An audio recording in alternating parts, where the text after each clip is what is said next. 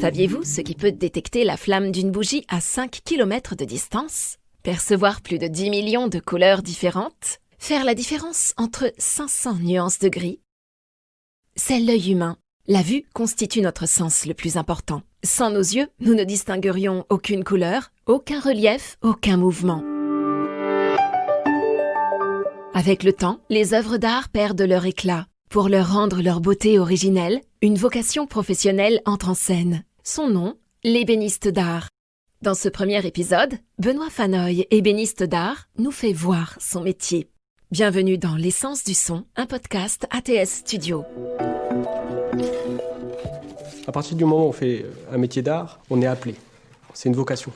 Pour transformer la passion en la vocation, c'est là où c'est le plus intéressant. Souvent, le problème de l'art, c'est qu'on est passionné par ce qu'on fait. On est passionné, mais on n'en vit pas. Si c'est une vocation, on est appelé à.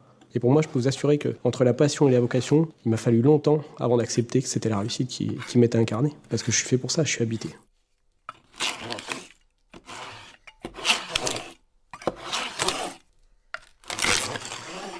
L'intitulé de mon enseigne, au fil des siècles, c'est justement l'image de ce que je suis. À la fois savoir jongler et accepter qu'on est juste un passeur de quelque chose. Parce qu'on est là juste pour remettre quelque chose en l'état, sachant qu'on doit tenir compte de ce qui s'est fait avant.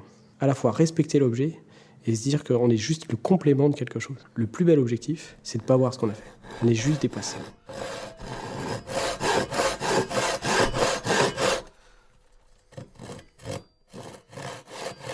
L'art permet quelque chose de magnifique parce que chaque roi a imposé à la fois son règne, mais sa propre caractéristique par rapport à sa ligne.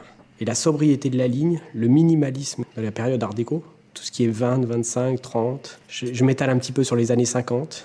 Et étant ébéniste, je suis forcément appelé par les hautes époques parce que le travail sur le plan de vue qualitatif à la proportionnelle du peu de moyens qu'ils avaient, sur le plan de vue manuel, c'est vrai qu'ils excellaient. Donc c'est aussi un délice à travailler.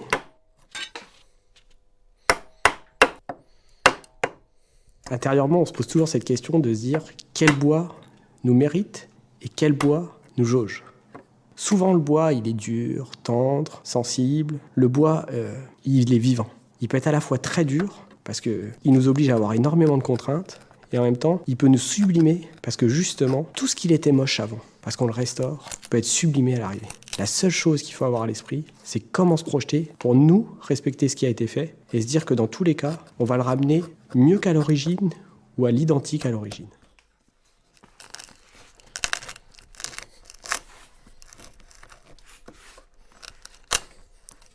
Quand on travaille de l'ébène de Macassar, on sait d'où il vient. Parce que c'est un bois très dur, très exigeant, parce qu'il est très foncé. Et la moindre erreur, on peut la payer cash. À la fois parce qu'il est extrêmement dans le sens du fil, extrêmement cassant, et il n'était pas voué à vivre dans le temps. Et en même temps, il vieillit mieux que nous.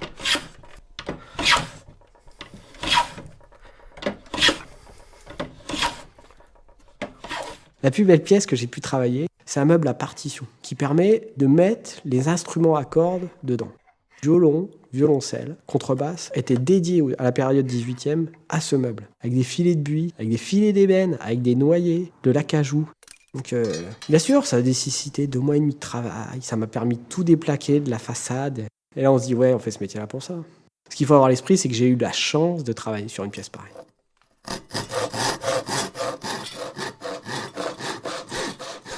On peut être attiré par le domaine de l'art comme on est attiré auprès d'une femme ou d'un homme. On peut tomber amoureux de la même manière. C'est parce que le cœur, il parle.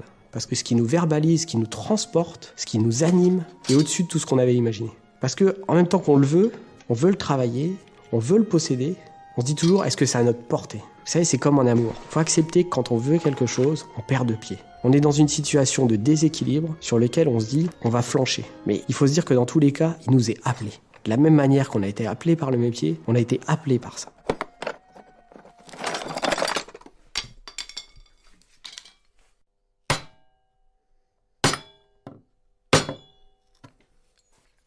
Ce qui m'anime moi, c'est que je sais que là, à partir du moment où je suis dans mon atelier, je suis chez moi.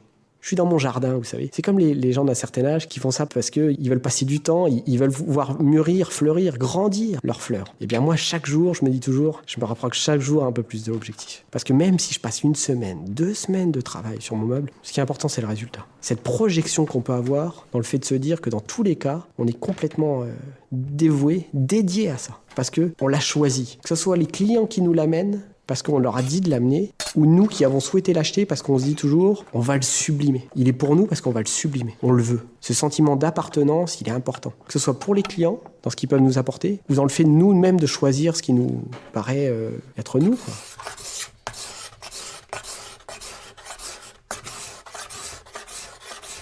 Le domaine de la vue, il est primordial. Il est primordial parce qu'on a ce qu'on appelle un œil affûté. Parce que l'œil, il nous permet de se dire que chaque fois qu'on voit les défauts, on sait exactement comment on va les corriger. Moi, tout ce que je ne vois pas, je le sens. J'ai même pas besoin de retourner l'objet. J'ai pas besoin de savoir s'il est plaqué, s'il y a eu de la colle, s'il est résineux, s'il est pas lisse. Et mes doigts le sentent. Donc automatiquement, si on ne sent pas tout ce qu'on ne voit pas, on ne le perçoit pas. C'est les 2 sens qui sont primordiaux. Qu'est-ce qu'il y a de plus beau que ça ? J'ai un privilège énorme de pouvoir travailler sur ces sens-là. Vous venez d'écouter le premier épisode de L'essence du son, un podcast ATS Studio.